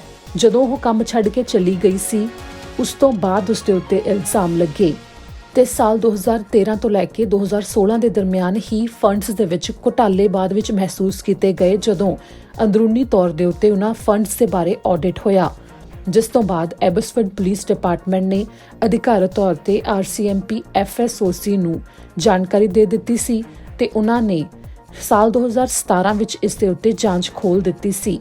ਸਤੰਬਰ 15 ਸਾਲ 2017 ਵਿੱਚ ਹੀ ਉਸ ਨੂੰ ਅਦਾਲਤ ਦੇ ਵੱਲੋਂ ਸਿਟੀ ਆਫ ਐਬਸਫੋਰਡ ਨੂੰ $3 ਲੱਖ ਵਾਪਸ ਦੇਣ ਦੇ ਵਾਸਤੇ ਵੀ ਕਿਹਾ ਗਿਆ ਸੀ, ਜੋ ਕਿ BC ਸੁਪਰੀਮ ਕੋਰਟ ਨੇ ਵੈਨਕੂਵਰ ਦੇ ਵਿੱਚ ਉਸ ਨੂੰ ਇਹ ਕਿਹਾ ਸੀ। ਤੇ ਹੁਣ ਦੇਖਣਾ ਹੋਵੇਗਾ ਕਿ ਅਗਲੀ ਪੇਸ਼ੀ ਦੇ ਵਿੱਚ ਐਬਸਫੋਰਡ ਪ੍ਰੋਵਿੰਸ਼ੀਅਲ ਕੋਰਟ ਦੇ ਵੱਲੋਂ ਕੀ ਕਿਹਾ ਜਾਂਦਾ ਹੈ, ਕਿਉਂਕਿ ਉਸ ਦੇ ਉੱਤੇ ਹੁਣ ਕਈ ਮਾਮਲੇ ਵੀ ਦਰਜ ਕਰ ਦਿੱਤੇ ਗਏ ਨੇ। ਕੱਲ ਤੁਹਾਨੂੰ ਤਸਵੀਰਾਂ ਦਿਖਾਈਆਂ ਸੀ ਕਿ ਸਰੀ ਵਿੱਚ ਇੱਕ ਘਰ ਨੂੰ ਕਿਸ ਤਰ੍ਹਾਂ ਅੱਗ ਲੱਗ ਗਈ। ਅੱਗ ਲੱਗਣ ਦੇ ਮਾਮਲੇ ਤੋਂ ਬਾਅਦ ਜਾਣਕਾਰੀ ਉਸ ਦੇ ਬਾਰੇ ਹੋਰ ਜ਼ਿਆਦਾ ਸਾਹਮਣੇ ਆਈ ਹੈ। ਪਰਿਵਾਰ ਦੇ ਲਈ GoFundMe ਦੇ ਉੱਤੇ ਫੰਡ ਇਕੱਠਾ ਕੀਤਾ ਜਾ ਰਿਹਾ ਹੈ, ਜਿਸ ਦੇ ਵਿੱਚ ਜਾਣਕਾਰੀ ਸਾਂਝੀ ਕੀਤੀ ਗਈ ਹੈ ਕਿ ਪਰਿਵਾਰ ਦੇ ਕੋਲ ਕੁਝ ਵੀ ਨਹੀਂ ਬਚਿਆ। ਘਰ ਵਿੱਚ ਸਭ ਕੁਝ ਸੜ ਕੇ ਸਵਾਹ ਹੋ ਗਿਆ। ਗੈਰਾਜ ਦੇ ਵਿੱਚ ਇੱਕ ਧਮਾਕਾ ਸੁਣਾਈ ਦਿੱਤਾ। ਉਸ ਤੋਂ ਬਾਅਦ ਪੂਰੇ ਘਰ ਨੂੰ ਅੱਗ ਲੱਗ ਗਈ। ਸੰਭਲਣ ਦਾ ਵੀ ਆਲੇ ਦੁਆਲੇ ਲੋਕਾਂ ਨੂੰ ਮੌਕਾ ਨਹੀਂ ਮਿਲਿਆ। ਇੱਥੇ ਬਚਾ ਇਹ ਰਿਹਾ ਕਿ ਕੋਈ ਵੀ ਵਿਅਕਤੀ ਇਸ ਦੇ ਵਿੱਚ ਜ਼ਖਮੀ ਨਹੀਂ ਹੋਇਆ। 7 ਜਣਿਆਂ ਦਾ ਪਰਿਵਾਰ ਇਸ ਦੇ ਵਿੱਚ ਦੱਸਿਆ ਜਾ ਰਿਹਾ ਹੈ, ਜੋ ਕਿ ਅੱਗ ਲੱਗਣ ਦੇ ਕਰਕੇ ਪ੍ਰਭਾਵਿਤ ਹੋਇਆ ਹੈ। ਸਰੀ ਵਿੱਚ ਕੱਲ੍ਹ ਦੁਪਹਿਰ 2 ਵਜੇ ਦੇ ਕਰੀਬ 103 ਐਵੇਨਿਊ ਤੇ 143 ਸਟਰੀਟ ਦੇ ਉੱਤੇ ਇੰਟਰਸੈਕਸ਼ਨ ਕੋਲ ਇੱਕ ਘਰ ਸੀ, ਜੋ ਕਿ 2 ਮੰਜ਼ਿਲਾ ਘਰ ਸੀ। ਉਸ ਦੇ ਵਿੱਚ ਇਹ ਅੱਗ ਲੱਗੀ ਸੀ, ਜਿਸ ਦੀ ਵੀਡੀਓ ਅਸੀਂ ਤੁਹਾਨੂੰ ਕੱਲ੍ਹ ਵੀ ਦਿਖਾਈ ਸੀ, ਜੋ ਸੋਸ਼ਲ ਮੀਡੀਆ ਦੇ ਉੱਤੇ ਸਾਂਝੀਆਂ ਕੀਤੀਆਂ ਗਈਆਂ ਨੇ ਵੀਡੀਓਜ਼। ਤੇ ਹੁਣ ਪਰਿਵਾਰ ਦੇ ਲਈ ਜੋ ਟੀਚਾ ਰੱਖਿਆ ਗਿਆ $10,000 ਦਾ, ਤੇ ਉਸ ਸੰਬੰਧੀ ਮਦਦ ਦਿੱਤੇ ਜਾਣ ਨੂੰ ਲੈ ਕੇ ਵਿੱਤੀ ਮਦਦ ਦੇ ਵਾਸਤੇ ਫੰਡ ਇਕੱਠਾ ਕੀਤਾ ਜਾ ਰਿਹਾ ਹੈ। ਹੁਣ ਤੁਹਾਨੂੰ ਦੱਸ ਦਿੰਦੇ ਹਾਂ ਕਿ ਕੈਨੇਡਾ ਸਰਕਾਰ ਨੇ ਅੱਜ ਇੱਕ ਡਰਾਅ ਕੱਢਿਆ ਹੈ। ਐਕਸਪ੍ਰੈਸ ਐਂਟਰੀ ਦੇ ਵਾਸਤੇ ਕੱਢੇ ਗਏ ਇਸ ਡਰਾਅ ਵਿੱਚ ਕਿੰਨੇ ਜ਼ਿਆਦਾ ਇਨਵੀਟੇਸ਼ਨ ਭੇਜੇ ਗਏ ਨੇ ਉਸ ਦੀ ਜਾਣਕਾਰੀ ਦੇਵਾਂਗੇ। ਪਰ ਅਹਿਮ ਗੱਲ ਦੱਸ ਦਈਏ ਕਿ ਜੋ ਇਨਵੀਟੇਸ਼ਨ ਭੇਜੇ ਗਏ ਨੇ ਉਹ ਉਹਨਾਂ ਨੂੰ ਹੀ ਭੇਜੇ ਗਏ ਨੇ ਜਿਨ੍ਹਾਂ ਦੇ ਕੋਲ ਪਹਿਲਾਂ ਸੂਬੇ ਦੀ ਨੋਮੀਨੇਸ਼ਨ ਹੈਗੀ ਹੈ, ਯਾਨੀ ਕਿ ਜਿਨ੍ਹਾਂ ਦੀ ਪਹਿਲਾਂ PNP ਤੇ ਹੋਰ ਸੂਬਿਆਂ ਦੇ ਵਿੱਚ ਜਿਹੜੇ ਵੀ ਨਾਮ ਤੋਂ ਜਿਹੜਾ ਪ੍ਰੋਵਿੰਸ਼ੀਅਲ ਨੋਮੀਨੇਸ਼ਨ ਪ੍ਰੋਗਰਾਮ ਹੁੰਦਾ ਹੈ, ਉਸ ਅਧੀਨ ਉਹਨਾਂ ਦੀ ਪ੍ਰਕਿਰਿਆ ਪੂਰੀ ਹੋਈ ਪਈ ਹੈ ਤੇ ਉਸ ਨੋਮੀਨੇਸ਼ਨ ਤਹਿਤ ਉਹਨਾਂ ਨੂੰ 600 CRS ਸਕੋਰ ਮਿਲ ਜਾਂਦਾ ਹੈ। ਤਾਂ ਉਸ ਤੋਂ ਬਾਅਦ ਅੱਗੇ ਇਹ ਪ੍ਰਕਿਰਿਆ ਸ਼ੁਰੂ ਹੁੰਦੀ ਹੈ ਤੇ ਉਹਨਾਂ ਨੂੰ ਹੀ ਹੁਣ ਇਮੀਗ੍ਰੇਸ਼ਨ ਵਿਭਾਗ ਨੇ ਇਨਵੀਟੇਸ਼ਨ ਭੇਜੇ ਨੇ। ਕੈਨੇਡਾ ਦੇ ਇਮੀਗ੍ਰੇਸ਼ਨ ਵਿਭਾਗ ਨੇ ਇੱਕ ਹੋਰ ਐਕਸਪ੍ਰੈਸ ਐਂਟਰੀ ਦਾ ਡਰਾਅ ਅੱਜ ਕੱਢਿਆ। 24 ਜੂਨ ਨੂੰ ਕਈ ਕੈਂਡੀਡੇਟਸ ਨੂੰ ਇਨਵੀਟੇਸ਼ਨ ਭੇਜੇ ਗਏ ਨੇ ਜਿਨ੍ਹਾਂ ਦੇ ਪਹਿਲਾਂ ਪ੍ਰੋਵਿੰਸ਼ੀਅਲ ਨੋਮੀਨੇਸ਼ਨ ਤਹਿਤ ਪ੍ਰਕਿਰਿਆ ਪੂਰੀ ਹੋਈ ਪਈ ਹੈ, ਉਹਨਾਂ ਨੂੰ ਇਹ ਇਨਵੀਟੇਸ਼ਨ ਭੇਜੇ ਗਏ ਨੇ। ਇਮੀਗ੍ਰੇਸ਼ਨ, ਰਿਫਿਊਜੀਜ਼ ਤੇ ਸਿਟੀਜ਼ਨਸ਼ਿਪ ਕੈਨੇਡਾ ਵਿਭਾਗ ਦੇ ਵੱਲੋਂ ਜਾਣਕਾਰੀ ਜਾਰੀ ਕੀਤੀ ਗਈ ਹੈ ਕਿ ਅੱਜ ਉਹਨਾਂ ਨੇ 392 ਇਨਵੀਟੇਸ਼ਨ ਭੇਜੇ ਨੇ, ਜਿਸ ਦੇ ਵਿੱਚ ਕੰਪਰੀਹੈਂਸਿਵ ਰੈਂਕਿੰਗ ਸਿਸਟਮ ਯਾਨੀ ਕਿ CRS ਸਕੋਰ ਘੱਟੋ ਘੱਟ 696 ਰਿਹਾ ਤੇ ਇਸ ਤੋਂ ਉੱਪਰ ਰਿਹਾ। ਦਰਅਸਲ ਜਿੰਨੇ ਵੀ ਕੈਂਡੀਡੇਟ ਸਨ ਇਸ ਦੇ ਵਿੱਚ ਉਹਨਾਂ ਦੀ ਸਾਰਿਆਂ ਦੀ ਪਹਿਲਾਂ PNP ਦੀ ਪ੍ਰਕਿਰਿਆ ਪੂਰੀ ਹੋਈ ਪਈ ਸੀ ਤੇ ਜਿਨ੍ਹਾਂ ਦੀ PNP ਦੀ ਪ੍ਰਕਿਰਿਆ ਪੂਰੀ ਹੋ ਜਾਂਦੀ ਹੈ ਉਹਨਾਂ ਨੂੰ 600 ਪੁਆਇੰਟ ਮਿਲ ਜਾਂਦੇ ਨੇ ਤੇ ਉਸ ਤੋਂ ਬਾਅਦ ਉੱਪਰ ਹੋਰ ਚੀਜ਼ਾਂ ਦੇ ਪੁਆਇੰਟ ਲੱਗਦੇ ਨੇ, ਜਿਸ ਦੇ ਵਿੱਚ ਪੜ੍ਹਾਈ ਤੇ IELTS ਦਾ ਸਕੋਰ ਤੇ ਹੋਰ ਚੀਜ਼ਾਂ ਹੁੰਦੀਆਂ ਨੇ। ਉਸ ਤਹਿਤ ਜਿਨ੍ਹਾਂ ਦੇ 96 ਪੁਆਇੰਟ ਪੂਰੇ ਹੋਏ ਉਹਨਾਂ ਨੂੰ ਇਨਵੀਟੇਸ਼ਨ ਭੇਜ ਦਿੱਤੇ ਗਏ, ਯਾਨੀ ਕਿ ਘੱਟੋ ਘੱਟ ਸਕੋਰ 696 ਤੱਕ ਰੱਖਿਆ ਗਿਆ ਸੀ। ਜੇਕਰ ਅੱਜ ਯਾਨੀ ਕਿ 24 ਜੂਨ ਤੱਕ ਦੀ ਗੱਲ ਕਰੀਏ ਤਾਂ ਅੰਕੜਿਆਂ ਮੁਤਾਬਕ 46,392 ਅਜਿਹੇ ਅਰਜ਼ੀ ਧਾਰਕ ਨੇ ਜਿਨ੍ਹਾਂ ਨੂੰ ਪਰਮਾਨੈਂਟ ਰੈਜ਼ੀਡੈਂਸੀ ਵਾਸਤੇ ਯਾਨੀ ਕਿ PR ਵਾਸਤੇ ਸਾਲ 2020 ਦੇ ਵਿੱਚ ਹੁਣ ਤੱਕ ਇਨਵੀਟੇਸ਼ਨ ਜਾ ਚੁੱਕੇ ਨੇ। ਜੇਕਰ ਪਿਛਲੇ ਸਾਲ ਦੇ ਨਾਲ ਤੁਲਨਾ ਕੀਤੀ ਜਾਵੇ ਤਾਂ ਇਸੇ ਸਮੇਂ ਇਸ ਗਿਣਤੀ ਤੋਂ ਘੱਟ ਵਿਅਕਤੀਆਂ ਨੂੰ ਇਨਵੀਟੇਸ਼ਨ ਗਏ ਸਨ, ਯਾਨੀ ਕਿ ਬੇਸ਼ੱਕ COVID-19 ਦੇ ਕਰਕੇ ਇਹਨਾਂ ਮਹੀਨਿਆਂ ਦੇ ਵਿੱਚ ਕੰਮ ਦੇ ਉੱਤੇ ਪ੍ਰਭਾਵ ਜ਼ਰੂਰ ਪਿਆ, ਪਰ ਫਿਰ ਵੀ ਇਮੀਗ੍ਰੇਸ਼ਨ ਦੀ ਪ੍ਰਕਿਰਿਆ ਵੀ ਜਾਰੀ ਹੈ ਤੇ ਅਰਜ਼ੀ ਧਾਰਕਾਂ ਦਾ ਕੰਮ ਹੌਲੀ-ਹੌਲੀ ਜਾਰੀ ਹੈ। ਤੇ ਇਸ ਸਮੇਂ COVID-19 ਦੇ ਕਰਕੇ ਜਿੱਥੇ ਮਾਹੌਲ ਵਿੱਚ ਸੁਧਾਰ ਹੋ ਰਿਹਾ ਹੈ, ਉੱਥੇ ਹੀ ਫਾਈਲਾਂ ਦੀ ਪ੍ਰਕਿਰਿਆ ਵੀ ਤੇਜ਼ ਹੋ ਚੁੱਕੀ ਹੈ ਤੇ ਇਸ ਦੇ ਨਾਲ ਹੀ ਡਰਾਅ ਵੀ ਕਾਫੀ ਜ਼ਿਆਦਾ ਕੱਢੇ ਜਾ ਰਹੇ ਨੇ, ਜਿਸ ਦੇ ਵਿੱਚ ਇਨਵੀਟੇਸ਼ਨ PR ਦੇ ਵਾਸਤੇ ਲਗਾਤਾਰ ਭੇਜੇ ਜਾ ਰਹੇ ਨੇ। ਅਗਲੀ ਖਬਰ ਦੇ ਵੱਲ ਰੁਖ ਕਰਦੇ ਹਾਂ। ਵੱਖੋ ਵੱਖਰੀਆਂ ਥਾਵਾਂ ਦੇ ਉੱਤੇ ਮਾਸਕ ਪਾਉਣ ਦੇ ਲਈ ਬਾਰ-ਬਾਰ ਕਿਹਾ ਜਾਂਦਾ ਹੈ, ਪਬਲਿਕ ਥਾਵਾਂ ਦੇ ਉੱਤੇ ਕਿਹਾ ਜਾਂਦਾ ਹੈ, ਤਾਂ ਕੁਝ ਇਸੇ ਤਰ੍ਹਾਂ 에ਅਰਪੋਰਟਸ ਦੇ ਉੱਤੇ ਲਾਜ਼ਮੀ ਹੈ, ਫਿਰ ਬੇਸ਼ੱਕ ਉਹ ਕੋਈ ਇੰਟਰਨੈਸ਼ਨਲ ਫਲਾਈਟ ਹੋਵੇ ਜਾਂ ਫਿਰ ਡੋਮੈਸਟਿਕ ਫਲਾਈਟ। ਤੇ ਡੋਮੈਸਟਿਕ ਫਲਾਈਟਸ ਦੇ ਵਿੱਚ ਕਈ ਅਜਿਹੇ ਮਾਮਲੇ ਸਾਹਮਣੇ ਆਏ ਨੇ ਕੈਨੇਡਾ ਵਿੱਚੋਂ, ਜਿੱਥੇ ਕਿ ਯਾਤਰੀਆਂ ਦੇ ਵੱਲੋਂ ਮਾਸਕ ਪਾਉਣ ਤੋਂ ਮਨਾ ਕੀਤਾ ਗਿਆ, ਜਿਸ ਤੋਂ ਬਾਅਦ ਹੰਗਾਮਾ ਵੀ ਹੋਇਆ ਤੇ ਪੁਲਿਸ ਵੀ ਬੁਲਾਉਣੀ ਪਈ। ਜਿਵੇਂ ਕਿ ਜਹਾਜ਼ਾਂ ਤੇ 에ਅਰਪੋਰਟਸ ਦੇ ਉੱਤੇ ਮਾਸਕ ਪਾਉਣੇ ਯਾਤਰੀਆਂ ਲਈ ਲਾਜ਼ਮੀ ਕੀਤੇ ਗਏ ਨੇ, ਪਰ ਹੁਣ ਅਜਿਹੇ ਮਾਮਲੇ ਸਾਹਮਣੇ ਆਉਣੇ ਸ਼ੁਰੂ ਹੋ ਗਏ ਨੇ ਜਿਸ ਦੇ ਵਿੱਚ ਯਾਤਰੀਆਂ ਦੇ ਵੱਲੋਂ ਮਾਸਕ ਪਾਉਣ ਤੋਂ ਸਾਫ਼ ਇਨਕਾਰ ਕੀਤਾ ਜਾ ਰਿਹਾ ਹੈ, ਜਿਸ ਤੋਂ ਬਾਅਦ ਫਲਾਈਟ ਕ੍ਰਿਊਜ਼ ਦੇ ਵੱਲੋਂ ਪੁਲਿਸ ਦੀ ਮਦਦ ਲਈ ਜਾ ਰਹੀ ਹੈ। ਕੁਝ ਅਜਿਹਾ ਹੀ ਮਾਮਲਾ ਮੈਨੀਟੋਬਾ ਤੋਂ ਸਾਹਮਣੇ ਆਇਆ, ਜਿੱਥੇ ਕਿ 2 ਵਾਰ ਅਜਿਹੇ ਮਾਮਲੇ ਸਾਹਮਣੇ ਆ ਚੁੱਕੇ ਨੇ, ਜਿਸ ਦੇ ਬਾਰੇ ਮੈਨੀਟੋਬਾ RCMP ਦੇ ਵੱਲੋਂ ਜਾਣਕਾਰੀ ਦਿੱਤੀ ਗਈ ਹੈ, ਜਿਨ੍ਹਾਂ ਕਿਹਾ ਕਿ ਯਾਤਰੀਆਂ ਦੇ ਵੱਲੋਂ ਮਾਸਕ ਨਾ ਪਾਏ ਜਾਣ ਤੇ ਕਹਿਣ ਦੇ ਉੱਤੇ ਉਹਨਾਂ ਨੂੰ ਬੁਲਾਇਆ ਗਿਆ। ਆਖਰੀ ਮਾਮਲਾ ਜੋ ਸਾਹਮਣੇ ਆਇਆ ਉਹ ਸੋਮਵਾਰ ਦੀ ਰਾਤ ਨੂੰ ਆਇਆ, ਜਦੋਂ ਕਿ ਇੱਕ ਯਾਤਰੀ ਜੋ ਕਿ ਵੈਨਕੂਵਰ ਤੋਂ ਵਿਨੀਪੈਗ ਫਲਾਈਟ ਪਹੁੰਚੀ ਸੀ, ਉਸ ਦੇ ਵਿੱਚ ਮੌਜੂਦ ਸੀ ਤੇ ਉਸਨੇ ਮਾਸਕ ਪਾਉਣ ਤੋਂ ਇਨਕਾਰ ਕਰ ਦਿੱਤਾ। ਵਿਅਕਤੀ ਦੀ ਉਮਰ 39 ਸਾਲ ਦੱਸੀ ਗਈ ਹੈ, ਜਿਸ ਦੇ ਉੱਤੇ ਫਲਾਈਟ ਕ੍ਰਿਊ ਦੀਆਂ ਗੱਲਾਂ ਨਾ ਮੰਨਣ ਦੇ ਸੰਬੰਧੀ ਮਾਮਲੇ ਦਰਜ ਹੋਏ ਨੇ, ਜਿਸ ਦੇ ਵਾਸਤੇ ਕਰੀਬ $5,000 ਤੱਕ ਦਾ ਫਾਈਨ ਲਗਾਇਆ ਜਾਂਦਾ ਹੈ। ਇਸ ਦੇ ਨਾਲ ਹੀ ਜੂਨ 14 ਨੂੰ ਵੀ ਅਜਿਹਾ ਹੀ ਇੱਕ ਮਾਮਲਾ ਸਾਹਮਣੇ ਆਇਆ ਸੀ, ਜਿਸ ਵਿੱਚ ਵੈਨਕੂਵਰ ਤੋਂ ਟੋਰਾਂਟੋ ਫਲਾਈਟ ਜਾ ਰਹੀ ਸੀ, ਪਰ ਯਾਤਰੀ ਦੇ ਵੱਲੋਂ ਹੰਗਾਮਾ ਕੀਤੇ ਜਾਣ ਤੋਂ ਬਾਅਦ ਫਲਾਈਟ ਨੂੰ ਵਿਨੀਪੈਗ ਰੋਕਣਾ ਪਿਆ। ਵਿਨੀਪੈਗ ਵਿੱਚ ਉਸ ਯਾਤਰੀ ਨੂੰ ਪੁਲਿਸ ਦੇ ਵੱਲੋਂ ਪੁੱਛਗਿੱਛ ਕੀਤੀ ਗਈ। 60 ਸਾਲਾ ਵਿਅਕਤੀ ਦੀ ਉਸਦੀ ਉਮਰ ਦੱਸੀ ਗਈ, ਜੋ ਕਿ ਸਰੀ ਦਾ ਰਹਿਣ ਵਾਲਾ ਸੀ। ਉਸ ਦੇ ਉੱਤੇ ਵੀ ਮਾਮਲੇ ਦਰਜ ਹੋਏ ਨੇ। ਉਸਨੇ ਨਾ ਸਿਰਫ ਮਾਸਕ ਪਾਉਣ ਤੋਂ ਇਨਕਾਰ ਕੀਤਾ, ਸਗੋਂ ਚੱਲਦੇ ਜਹਾਜ਼ ਦੇ ਵਿੱਚ ਸਿਗਰਟ ਵੀ ਜਲਾਈ, ਜਿਸ ਤੋਂ ਬਾਅਦ ਪੁਲਿਸ ਨੂੰ ਬੁਲਾਇਆ ਗਿਆ ਤੇ ਉਸ ਦੇ ਉੱਤੇ ਮਾਮਲੇ ਦਰਜ ਹੋਏ। ਪੁਲਿਸ ਨੇ ਕਿਹਾ ਕਿ ਕਿਸੇ ਵੀ ਯਾਤਰੀ ਦੇ ਵੱਲੋਂ ਅਜਿਹਾ ਨਾ ਕੀਤਾ ਜਾਵੇ। ਆਪਣੀ ਤੇ ਦੂਜਿਆਂ ਦੀ ਸੁਰੱਖਿਆ ਵਾਸਤੇ ਜ਼ਰੂਰੀ ਹੈ ਕਿ ਸਿਹਤ ਸੰਬੰਧੀ ਹਦਾਇਤਾਂ ਨੂੰ ਮੰਨਿਆ ਜਾਵੇ ਤੇ ਮਾਸਕ ਪਾਉਣ ਤੋਂ ਇਨਕਾਰ ਨਾ ਕੀਤਾ ਜਾਵੇ। ਸਰੀ ਵਿੱਚ ਇੱਕ ਔਰਤ ਦੀ ਮੌਤ ਹੋਈ ਸੀ, ਜਿਸ ਦੇ ਬਾਰੇ ਪਹਿਲਾਂ ਸਰੀ ਆਰਸੀਐਮਪੀ ਨੇ ਜਾਣਕਾਰੀ ਦਿੱਤੀ ਸੀ ਤੇ ਉਸ ਤੋਂ ਬਾਅਦ ਇਸ ਮਾਮਲੇ ਦੀ ਜਾਂਚ ਇੰਟੀਗ੍ਰੇਟਿਡ ਹੋਮਿਸਾਈਡ ਇਨਵੈਸਟੀਗੇਸ਼ਨ ਟੀਮ ਨੇ ਆਪਣੇ ਹੱਥਾਂ ਵਿੱਚ ਲੈ ਲਈ ਸੀ। ਇਸ ਮਾਮਲੇ ਦੀ ਜਾਂਚ ਦੇ ਵਾਸਤੇ ਹੁਣ ਅਧਿਕਾਰੀਆਂ ਨੇ ਸਹਿਯੋਗ ਦੀ ਮੰਗ ਕੀਤੀ ਹੈ, ਜਿਸ ਦੇ ਵਿੱਚ ਉਹਨਾਂ ਨੇ ਕਿਹਾ ਕਿ ਇਹ ਮੌਤ ਦਾ ਮਾਮਲਾ ਕੋਈ ਆਮ ਨਹੀਂ ਲੱਗਦਾ। ਆਈਹਿਟ ਦੇ ਵੱਲੋਂ ਸਰੀ ਵਿੱਚ ਇੱਕ ਔਰਤ ਦੀ ਮੌਤ ਨੂੰ ਲੈ ਕੇ ਜਾਂਚ ਵਾਸਤੇ ਸਹਿਯੋਗ ਦੀ ਮੰਗ ਕੀਤੀ ਗਈ ਹੈ। ਔਰਤ ਦਾ ਨਾਮ ਬੋਫੈਨ ਦੱਸਿਆ ਗਿਆ ਹੈ। ਸਰੀ ਵਿੱਚ ਜੂਨ 17 ਨੂੰ ਸਵੇਰੇ 5:30 ਵਜੇ ਦੇ ਕਰੀਬ ਦਾ ਸਮਾਂ ਸੀ, ਜਦੋਂ 41 ਸਾਲਾ ਬੋਫੈਨ ਨੂੰ ਹਸਪਤਾਲ ਦੇ ਵਿੱਚ ਭਰਤੀ ਕਰਵਾਇਆ ਗਿਆ। ਸਰੀ ਦੇ ਹਸਪਤਾਲ 'ਚ ਉਸ ਨੂੰ ਕਾਫੀ ਜ਼ਿਆਦਾ ਗੰਭੀਰ ਹਾਲਤ ਵਿੱਚ ਭਰਤੀ ਕਰਵਾਇਆ ਗਿਆ ਸੀ, ਜਿਸ ਤੋਂ ਬਾਅਦ ਉਸਨੇ ਦਮ ਤੋੜ ਦਿੱਤਾ। ਜਦੋਂ ਜਾਂਚ ਕੀਤੀ ਗਈ ਮਾਮਲੇ ਦੇ ਉੱਤੇ ਤਾਂ ਪੁਲਿਸ ਨੂੰ ਜਾਪਿਆ ਕਿ ਇਹ ਆਮ ਮੌਤ ਨਹੀਂ ਹੈ, ਉਸ ਦਾ ਕਤਲ ਹੋਇਆ, ਜਿਸ ਤੋਂ ਬਾਅਦ ਮਾਮਲਾ ਆਈਹਿਟ ਨੇ ਆਪਣੇ ਹੱਥਾਂ ਵਿੱਚ ਲੈ ਲਿਆ। ਆਈਹਿਟ ਦੇ ਵੱਲੋਂ ਲਗਾਤਾਰ ਜਾਂਚ ਕੀਤੀ ਜਾ ਰਹੀ ਹੈ ਪਿਛਲੇ ਹਫ਼ਤੇ ਤੋਂ, ਤੇ ਨਾਲ ਹੀ ਇਸ ਦੇ ਉੱਤੇ ਸਬੂਤ ਇਕੱਠੇ ਕੀਤੇ ਜਾ ਰਹੇ ਨੇ। ਇਸ ਦੇ ਬਾਰੇ ਜਾਣਕਾਰੀ ਦਿੰਦੇ ਹੋਏ ਆਈਹਿਟ ਨੇ ਵੀ ਕਿਹਾ ਕਿ ਬੋਫੈਨ ਚਾਈਨਾ ਦੀ ਨਾਗਰਿਕ ਸੀ ਤੇ ਉਹ ਕੈਨੇਡਾ ਵਿੱਚ ਫਰਵਰੀ 2019 ਦੇ ਵਿੱਚ ਆਈ ਸੀ, ਜੋ ਕਿ ਸਰੀ ਵਿੱਚ ਗ੍ਰੈਂਡਵਿਊ ਹਾਈਟਸ ਦੇ ਨੇਬਰਹੁੱਡ 'ਚ ਰਹਿ ਰਹੀ ਸੀ, ਜਿਸ ਨੂੰ ਕਿ 168 ਸਟਰੀਟ ਤੇ 27 ਐਵੇਨਿਊ ਦੇ ਉੱਤੇ ਕਾਫੀ ਦੇਰ ਰਾਤ ਨੂੰ ਜੂਨ 16 ਨੂੰ ਦੇਖਿਆ ਗਿਆ। ਇਸ ਦੇ ਬਾਰੇ ਅਧਿਕਾਰੀਆਂ ਦਾ ਕਹਿਣਾ ਹੈ ਕਿ ਇਹ ਕੋਈ ਆਮ ਮੌਤ ਨਹੀਂ ਹੈ। ਉਹਨਾਂ ਦੇ ਵੱਲੋਂ ਬੋਫੈਨ ਦੀ ਪਿਛਲੀ ਜ਼ਿੰਦਗੀ ਦੇ ਬਾਰੇ ਪਤਾ ਕਰਨ ਦੀ ਵੀ ਕੋਸ਼ਿਸ਼ ਕੀਤੀ ਜਾ ਰਹੀ ਹੈ।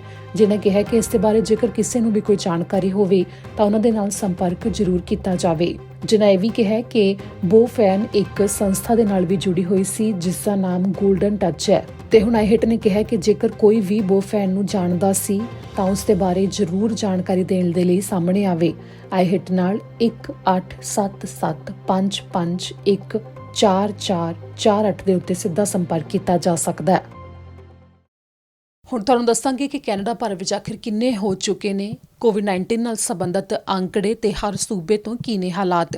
ਐਕਟਿਵ ਕੇਸ ਦੱਸਾਂਗੇ ਤੇ ਨਾਲ ਹੀ ਦੱਸਾਂਗੇ ਕਿੰਨੀਆਂ ਹੋ ਚੁੱਕੀਆਂ ਨੇ ਮੌਤਾਂ। ਕੈਨੇਡਾ ਭਰ ਵਿੱਚ ਕੋਵਿਡ-19 ਦੇ ਮਰੀਜ਼ ਹੁਣ ਤੱਕ ਕੁੱਲ 1,02,200 ਤੋਂ ਉੱਪਰ ਹੋ ਚੁੱਕੇ ਨੇ। 65,000 ਤੋਂ ਉੱਪਰ ਠੀਕ ਹੋ ਚੁੱਕੇ ਨੇ ਤੇ 8484 ਮੌਤਾਂ ਹੋ ਚੁੱਕੀਆਂ ਨੇ। ਜੇਕਰ ਐਲਬਰਟਾ ਤੋਂ ਗੱਲ ਕਰੀਏ ਤਾਂ 575 ਐਕਟਿਵ ਕੇਸ ਦੱਸੇ ਗਏ ਨੇ ਤੇ 153 ਮੌਤਾਂ ਹੋਈਆਂ ਨੇ। ਬ੍ਰਿਟਿਸ਼ ਕੋਲੰਬੀਆ ਤੋਂ ਐਕਟਿਵ ਕੇਸ 162 ਦੱਸੇ ਗਏ ਨੇ। ਅੱਜ ਇੱਕ ਨਵੀਂ ਮੌਤ ਦਾ ਮਾਮਲਾ ਸਾਹਮਣੇ ਆਇਆ। ਕੁੱਲ ਮੌਤਾਂ 171 ਹੋ ਚੁੱਕੀਆਂ ਨੇ। ਮੈਨੀਟੋਬਾ ਵਿੱਚ 15 ਐਕਟਿਵ ਕੇਸ ਦੱਸੇ ਗਏ ਨੇ ਤੇ 7 ਮੌਤਾਂ ਹੋਈਆਂ ਨੇ। ਨਿਊ ਬ੍ਰੰਸਵਿਕ ਵਿੱਚ 16 ਐਕਟਿਵ ਕੇਸ ਦੱਸੇ ਗਏ ਨੇ, 2 ਮੌਤਾਂ ਹੋਈਆਂ ਨੇ। ਨਿਊ ਫਾਊਂਡਲੈਂਡ ਦੇ ਵਿੱਚ ਇੱਕ ਵੀ ਐਕਟਿਵ ਕੇਸ ਨਹੀਂ ਦੱਸਿਆ ਜਾ ਰਿਹਾ ਤੇ 3 ਮੌਤਾਂ ਹੁਣ ਤੱਕ ਹੋਈਆਂ ਨੇ ਉੱਥੇ। ਨੋਵਾ ਸਕੋਸ਼ੀਆ ਵਿੱਚ ਹੁਣ ਤੱਕ ਐਕਟਿਵ ਕੇਸ ਕੋਈ ਨਹੀਂ ਦੱਸਿਆ ਜਾ ਰਿਹਾ, ਪਰ 63 ਮੌਤਾਂ ਹੋਈਆਂ ਨੇ। ਓਨਟਾਰੀਓ ਵਿੱਚ ਐਕਟਿਵ ਕੇਸ ਕਰੀਬ 2003 ਦੱਸੇ ਗਏ ਨੇ ਤੇ 2677 ਮੌਤਾਂ ਹੋਈਆਂ ਨੇ। ਪ੍ਰਿੰਸ ਐਡਵਰਡ ਆਈਲੈਂਡ ਦੇ ਉੱਤੇ ਇੱਕ ਵੀ ਐਕਟਿਵ ਕੇਸ ਨਹੀਂ ਹੈ, ਨਾ ਹੀ ਕੋਈ ਮੌਤ ਹੋਈ ਹੈ। ਕਿਊਬੈਕ ਦੇ ਵਿੱਚ 25,786 ਐਕਟਿਵ ਕੇਸ ਦੱਸੇ ਗਏ ਨੇ ਤੇ 5441 ਮੌਤਾਂ ਹੋਈਆਂ ਨੇ। ਸਸਕੈਚਵਨ ਵਿੱਚ 101 ਐਕਟਿਵ ਕੇਸ ਦੱਸੇ ਗਏ ਨੇ ਤੇ 13 ਮੌਤਾਂ ਹੋਈਆਂ ਨੇ। ਨਾਰਥ ਵੈਸਟ ਟੈਰੀਟਰੀਜ਼ ਦੇ ਵਿੱਚ ਇੱਕ ਵੀ ਐਕਟਿਵ ਕੇਸ ਨਹੀਂ ਦੱਸਿਆ ਗਿਆ ਤੇ ਨਾ ਹੀ ਯੂਕੋਨ ਦੇ ਵਿੱਚ। ਨਨਾਈਮੋ ਆਰਸੀਐਮਪੀ ਨੇ ਜਾਣਕਾਰੀ ਜਾਰੀ ਕੀਤੀ ਹੈ, ਜਿਸ ਵਿੱਚ ਉਹਨਾਂ ਨੇ ਕਿਹਾ ਕਿ ਫੋਰੈਸਟਰੀ ਵਿਭਾਗ ਦੀ ਇੱਕ ਵੈਨ ਦੇ ਵਿੱਚੋਂ ਸਮਾਨ ਚੋਰੀ ਹੋਇਆ। ਕਾਫੀ ਕੀਮਤੀ ਸਮਾਨ ਸੀ, ਜਿਸ ਦੀ ਕੀਮਤ ਕਰੀਬ $15,000 ਦੱਸੀ ਗਈ ਹੈ। ਪੁਲਿਸ ਨੇ ਜਾਣਕਾਰੀ ਦਿੱਤੀ ਹੈ ਕਿ ਨਨਾਈਮੋ ਵਿੱਚ BC ਫੋਰੈਸਟਰੀ ਪੈਨਲ ਵੈਨ ਦੇ ਵਿੱਚ ਚੋਰੀ ਹੋਈ ਹੈ।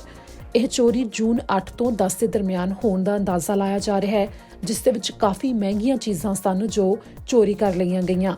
ਜਿਸ ਦੇ ਬਾਰੇ ਜਾਣਕਾਰੀ ਦਿੱਤੀ ਗਈ ਹੈ ਕਿ 2100 ਲੈਬਿਕਸ ਰੋਡ ਦੇ ਉੱਤੇ ਵੈਨ ਨੂੰ ਪਾਰਕ ਕੀਤਾ ਹੋਇਆ ਸੀ ਜਦੋਂ ਉਸ ਦੇ ਵਿੱਚ ਇਹ ਚੋਰੀ ਕੀਤੀ ਗਈ ਹੈ ਤੇ ਉਸ ਦੇ ਵਿੱਚ ਜਿਹੜਾ ਸਮਾਨ ਮੌਜੂਦ ਸੀ ਉਸ ਦੀਆਂ ਤਸਵੀਰਾਂ ਵੀ ਪੁਲਿਸ ਨੇ ਸਾਂਝੀਆਂ ਕੀਤੀਆਂ ਨੇ, ਜੋ ਤੁਸੀਂ ਸਕਰੀਨ ਦੇ ਉੱਤੇ ਦੇਖ ਸਕਦੇ ਹੋ। ਇਸ ਸਮਾਨ ਦੀ ਕੀਮਤ $15,000 ਦੇ ਉੱਪਰ ਹੈ। ਜਿਸ ਦੇ ਬਾਰੇ ਪੁਲਿਸ ਨੇ ਕਿਹਾ ਕਿ ਨਾ ਹੀ ਉਹਨਾਂ ਨੂੰ ਹੁਣ ਤੱਕ ਕੋਈ ਗਵਾਹ ਮਿਲਿਆ ਹੈ ਤੇ ਨਾ ਹੀ ਕੋਈ ਸ਼ੱਕੀ ਵਿਅਕਤੀ ਜਿਸ ਦੇ ਬਾਰੇ ਉਹ ਜਾਂਚ ਕਰ ਸਕਣ। ਇਸ ਦੇ ਬਾਰੇ ਜਾਣਕਾਰੀ ਦਿੰਦੇ ਹੋਏ ਪੁਲਿਸ ਅਧਿਕਾਰੀਆਂ ਨੇ ਇਹ ਤਸਵੀਰਾਂ ਸਾਂਝੀਆਂ ਕੀਤੀਆਂ ਤੇ ਨਾਲ ਹੀ ਉਹਨਾਂ ਨੇ ਕਿਹਾ ਇਸ ਦੇ ਵਿੱਚ ਇੱਕ ਫਰਸਟ ਏਡ ਕਿੱਟ ਸੀ ਜਿਸ ਦੇ ਵਿੱਚ ਕਾਫੀ ਜ਼ਿਆਦਾ ਸਮਾਨ ਮੌਜੂਦ ਸੀ। ਇੱਕ ਰਬਰ ਮੇਡ ਕਾਰਗੋ ਬਾਕਸ ਸੀ ਜਿਸ ਦੇ ਵਿੱਚ ਵੀ ਸਫੇਦ ਰੰਗ ਦਾ ਟੌਪ ਰੈੱਡ ਹੈਂਡਲ ਦੇ ਨਾਲ ਉਹ ਹੈਗਾ ਸੀ, ਜਿਸ ਦੇ ਵਿੱਚ ਕੇਬਲਸ, ਵਾਇਰਸ, ਹੈਂਡ ਟੂਲਸ, ਟੇਪਸ ਤੇ ਸਮਾਲ ਹਾਰਡਵੇਅਰ ਕਾਫੀ ਜ਼ਿਆਦਾ ਉਸ ਦੇ ਵਿੱਚ ਸਮਾਨ ਸੀ। ਇਸ ਦੇ ਨਾਲ ਹੀ AC ਵੋਲਟਮੀਟਰ ਸੀ, ਰੇਡੀਓ ਦਾ ਸੰਚਾਰ ਕਰਨ ਦੇ ਲਈ ਵਰਤਿਆ ਜਾਣ ਵਾਲਾ ਟੈਸਟ ਸੈੱਟ ਸੀ, ਕੈਨਵੁੱਡ ਮੋਬਾਈਲ VHF ਰੇਡੀਓ ਸੀ ਤੇ Xantrex HPD 3010 regulated DC power supply ਸੀ। ਇਸ ਦੇ ਬਾਰੇ ਪੁਲਿਸ ਨੇ ਕਿਹਾ ਕਿ ਜੇਕਰ ਕਿਸੇ ਨੂੰ ਵੀ ਕੋਈ ਜਾਣਕਾਰੀ ਹੋਵੇ ਤਾਂ ਨਨਾਇਮੋ RCMP ਦੇ ਨਾਲ 250754523245 ਦੇ ਉੱਤੇ ਸੰਪਰਕ ਕੀਤਾ ਜਾ ਸਕਦਾ ਹੈ, ਕਿਉਂਕਿ ਹੋ ਸਕਦਾ ਹੈ ਕਿ ਕਿਸੇ ਦੇ ਵੱਲੋਂ ਇਸ ਸਮਾਨ ਨੂੰ ਕਿਸੇ ਵੈਬਸਾਈਟ ਦੇ ਉੱਤੇ ਵੇਚਣ ਦੀ ਕੋਸ਼ਿਸ਼ ਕੀਤੀ ਜਾਵੇ ਤਾਂ ਇਸ ਦੇ ਉੱਤੇ ਧਿਆਨ ਜ਼ਰੂਰ ਦਿੱਤਾ ਜਾਵੇ। ਬ੍ਰਿਟਿਸ਼ ਕੋਲੰਬੀਆ ਦੇ ਪ੍ਰੀਮੀਅਰ ਜੌਨ ਹੌਰਗਨ ਨੇ ਹਰ ਹਫ਼ਤੇ ਦੀ ਤਰ੍ਹਾਂ ਅੱਜ ਵੀ ਪ੍ਰੈਸ ਕਾਨਫਰੰਸ ਕੀਤੀ, ਜਦੋਂ ਉਹਨਾਂ ਨੇ ਪੂਰੇ ਹਫ਼ਤੇ ਦੇ ਵਿੱਚ ਬ੍ਰਿਟਿਸ਼ ਕੋਲੰਬੀਆ 'ਚ ਕੀ ਫੈਸਲੇ ਲਏ ਜਾ ਰਹੇ ਨੇ ਉਹਨਾਂ ਦਾ ਜ਼ਿਕਰ ਵੀ ਕੀਤਾ ਤੇ COVID-19 ਦੇ ਹਾਲਾਤ ਦੇ ਬਾਰੇ ਵੀ ਜਾਣਕਾਰੀ ਦਿੱਤੀ। ਇਸ ਦੌਰਾਨ ਸਭ ਤੋਂ ਅਹਿਮ ਇਹ ਰਿਹਾ ਕਿ ਤੀਜੇ ਪੜਾਅ ਤਹਿਤ ਬ੍ਰਿਟਿਸ਼ ਕੋਲੰਬੀਆ ਵਿੱਚ ਆਰਥਿਕਤਾ ਨੂੰ ਖੋਲ੍ਹਣ ਦੇ ਲਈ ਐਲਾਨ ਕਰ ਦਿੱਤਾ ਗਿਆ। ਤੀਜੇ ਪੜਾਅ ਵਿੱਚ ਕਈ ਹੋਟਲ, ਕਈ ਰਿਜ਼ੋਰਟ ਤੇ ਹੋਰ ਕਾਫੀ ਚੀਜ਼ਾਂ ਨੇ ਜਿਸ ਦੇ ਬਾਰੇ ਬ੍ਰਿਟਿਸ਼ ਕੋਲੰਬੀਆ ਸਰਕਾਰ ਦੇ ਵੱਲੋਂ ਆਪਣੀ ਵੈਬਸਾਈਟ ਦੇ ਉੱਤੇ ਸੂਚੀ ਜਾਰੀ ਕੀਤੀ ਗਈ ਹੈ ਕਿ ਉਹ ਸਾਰੇ ਬਿਜ਼ਨਸ ਖੋਲ੍ਹ ਸਕਦੇ ਨੇ, ਮੁੜ ਤੋਂ ਕੰਮ ਸ਼ੁਰੂ ਕਰ ਸਕਦੇ ਨੇ।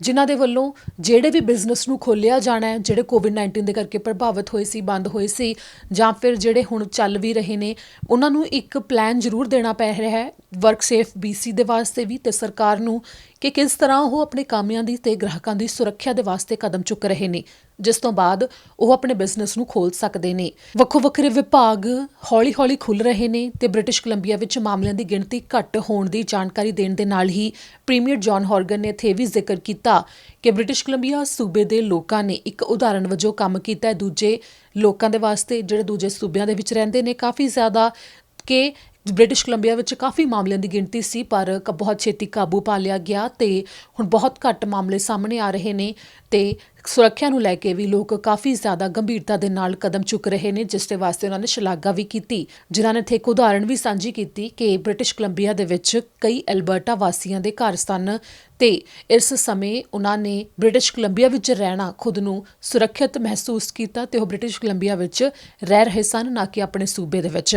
ਤਾਂ ਕੁਝ ਇਸ ਤਰ੍ਹਾਂ ਬ੍ਰਿਟਿਸ਼ ਕੋਲੰਬੀਆ ਸਰਕਾਰ ਦੇ ਵੱਲੋਂ ਚੁੱਕੇ ਗਏ ਕਦਮਾਂ ਦੇ ਬਾਰੇ ਜਾਣਕਾਰੀ ਦਿੰਦੇ ਹੋਏ ਸਰਕਾਰ ਦੇ ਕੰਮਾਂ ਤੇ ਨਾਲ ਹੀ ਲੋਕਾਂ ਦੇ ਵੱਲੋਂ ਦਿੱਤੇ ਗਏ ਸਹਿਯੋਗ ਦੇ ਲਈ ਧੰਨਵਾਦ ਵੀ ਕੀਤਾ ਪ੍ਰੀਮੀਅਰ ਜੌਨ ਹੌਰਗਨ ਨੇ। ਤੇ ਇੱਥੇ ਅਹਿਮ ਤੌਰ ਦੇ ਉੱਤੇ ਇਹ ਕਿਹਾ ਕਿ ਹੁਣ ਬੇਸ਼ੱਕ ਮਾਮਲੇ ਘਟ ਗਏ ਨੇ, ਵੱਖੋ ਵੱਖਰੇ ਪੜਾਵਾਂ ਤਹਿਤ ਆਰਥਿਕਤਾ ਨੂੰ ਖੋਲ੍ਹਿਆ ਜਾ ਰਿਹਾ ਹੈ, ਤਾਂ ਹੁਣ ਇਹ ਨਹੀਂ ਹੈ ਕਿ ਇਸ ਨੂੰ ਗੰਭੀਰਤਾ ਨਾਲ ਨਾ ਲਿਆ ਜਾਵੇ, ਅਣਗਹਿਲੀ ਸ਼ੁਰੂ ਕਰ ਦਿੱਤੀ ਜਾਵੇ। ਜਿਸ ਤਰ੍ਹਾਂ ਆਪਣੀ ਸੁਰੱਖਿਆ ਦਾ ਧਿਆਨ, ਬਾਰ-ਬਾਰ ਹੱਥ ਧੋਣਾ, ਸੈਨੀਟਾਈਜ਼ਰ ਦੀ ਵਰਤੋਂ ਕਰਨਾ ਤੇ ਕੁਝ ਅਜਿਹੇ ਕਦਮ ਚੁੱਕੇ ਜਾ ਰਹੇ ਸਨ, ਇਹੋ ਜਿਹੀਆਂ ਚੀਜ਼ਾਂ ਦਾ ਧਿਆਨ ਰੱਖਿਆ ਜਾ ਰਿਹਾ ਸੀ, ਉਹ ਹੁਣ ਵੀ ਇਸੇ ਤਰ੍ਹਾਂ ਰੱਖਿਆ ਜਾਵੇ। ਉਸੇ ਤਰ੍ਹਾਂ ਆਪਣੀ ਸੁਰੱਖਿਆ ਨੂੰ ਲੈ ਕੇ ਗੰਭੀਰਤਾ ਦੇ ਨਾਲ ਕਦਮ ਚੁੱਕੇ ਜਾਣ ਤਾਂ ਕਿ ਮੁੜ ਤੋਂ ਅਜਿਹੇ ਹਾਲਾਤ ਪੈਦਾ ਨਾ ਹੋਣ ਕਿ ਮਾਮਲਿਆਂ ਦੀ ਗਿਣਤੀ ਦੇ ਵਿੱਚ ਕਿਤੇ ਵਾਧਾ ਹੋ ਜਾਵੇ। ਇਸ ਤਰ੍ਹਾਂ ਲਈ ਅੱਜ ਇਸ ਬੁਲੇਟਿਨ ਵਿੱਚ ਇੰਨਾ ਹੀ। ਮੈਨੂੰ ਦਿਓ ਇਜਾਜ਼ਤ। ਸਤਿ ਸ਼੍ਰੀ ਅਕਾਲ।